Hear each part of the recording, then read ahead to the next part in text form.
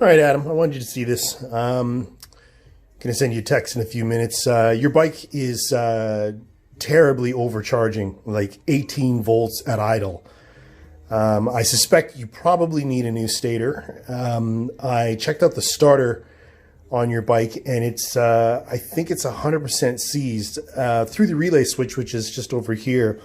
When you press the starter button, voltage goes across the solenoid, and it lights up my test lead, and but the starter does not turn. Like, it is rock solid. So I think there's a couple things going on here, and I think maybe the starter is at fault.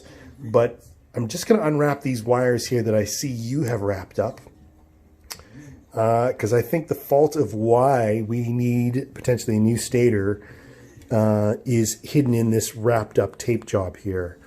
So I apologize if my camera work isn't very good. I'm a bike mechanic, not a cameraman. And we need to unwrap.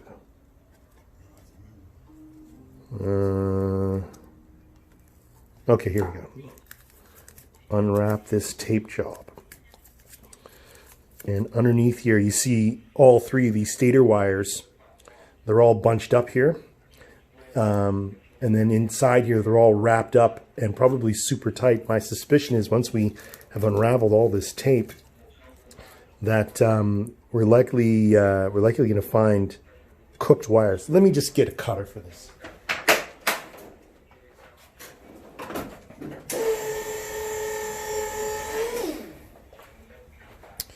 All right, here is our fancy cutter, straight out of my sewing kit. We're just going to completely cut these wires right out and reveal these guys. Ah, gosh darn, this tape has got some stick to it.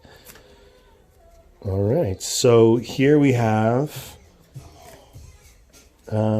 three isolated wires. They're all actually looking pretty good as far as these connectors are concerned.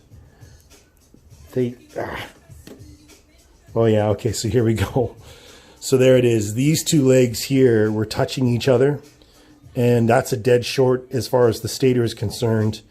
Now that I've separated them, so voltage was jumping right through from this guy into this guy, causing a dead short. You can see because they're cooked up right in their connection there.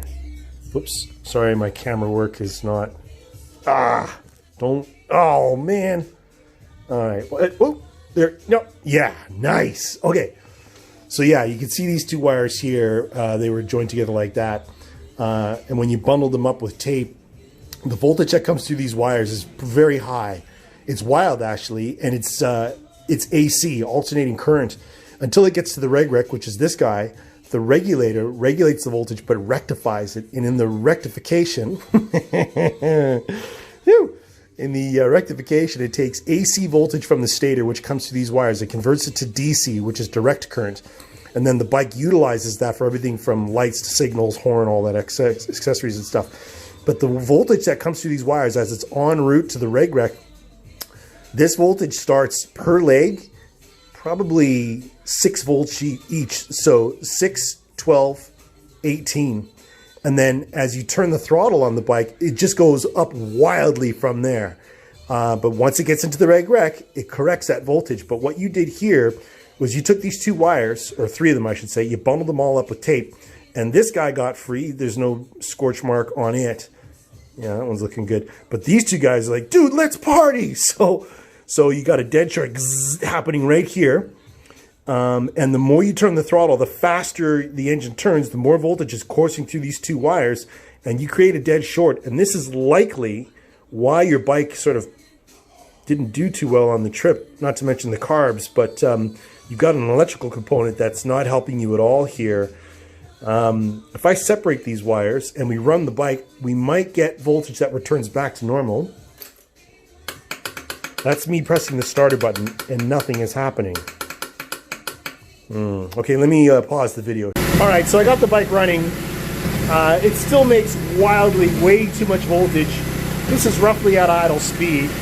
I'll just attempt to turn it down a little bit here. can't reach it. But anyway, this is way too high. This is ridiculously high. And as a result, I think your stator wires are, I think they're done.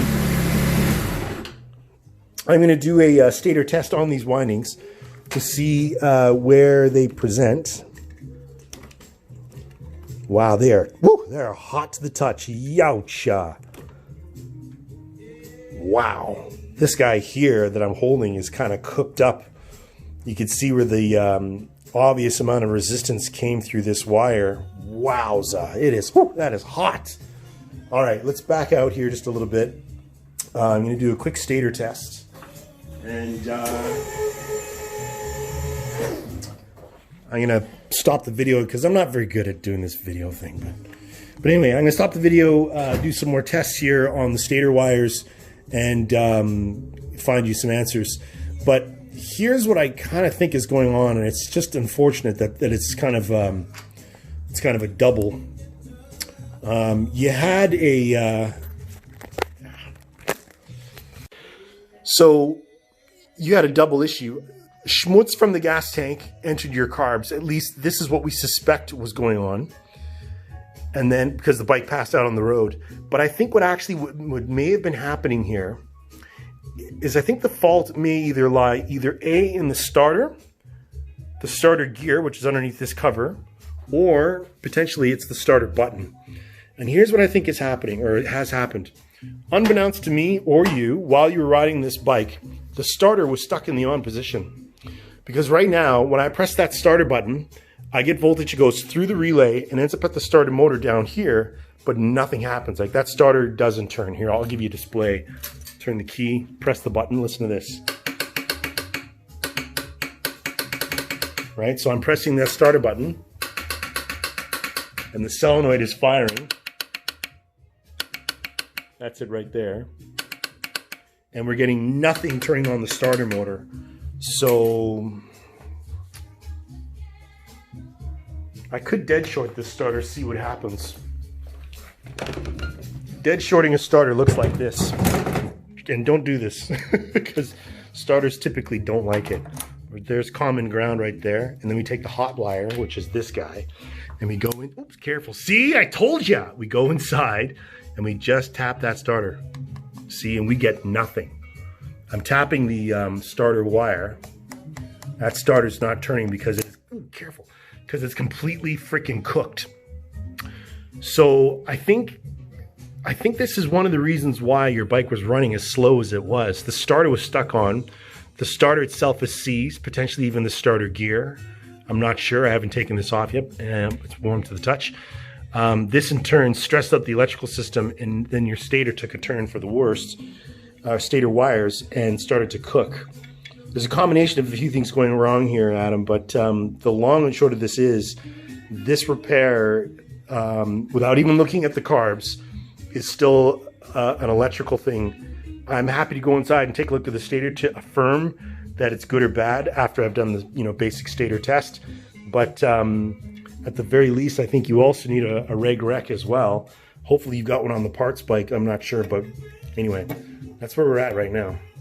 Okay, Adam just did finished up a test here.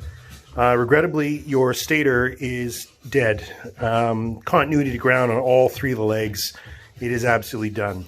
Your reg rec, though, however, this guy here, I just finished. You can see still the probe stuck in there.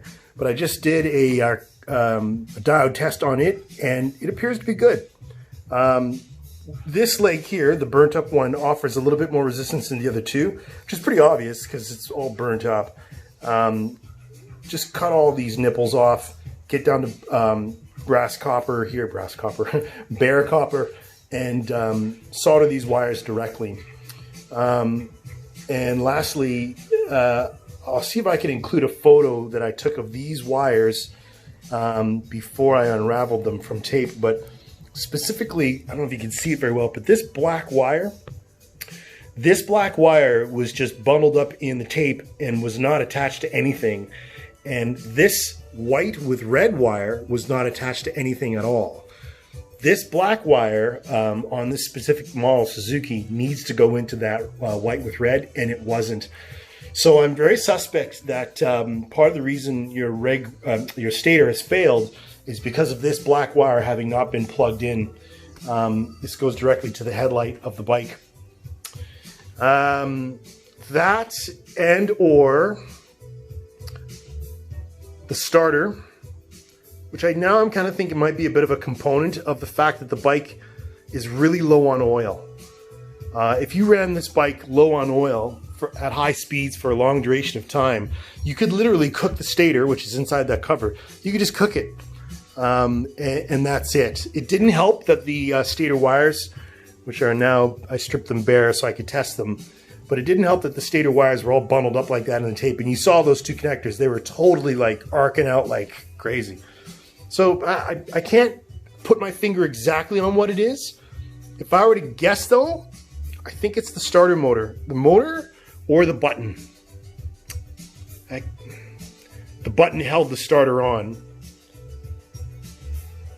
Yeah, man, I can't call it. I don't know. But anyway, my best opinion, you need a new starter motor or a new starter clutch, which is inside the, starter gear ratio goes in here and it goes on a chain around your Sprag gear, which is in there. And then on that as well is your stator. So it's not all built into one, but they're all housed in one. So you need potentially a new starter because it doesn't turn. Potentially a new starter gear, a new stator. Reg rec is okay. Battery is good. Of course it is. It's been overcharged. And maybe we should have a look at that suspect, that button up there, because if that little bugger is sticking, it is the reason why all this stuff failed. I think. I don't know for sure, but that's where we're at. I'm sorry, man.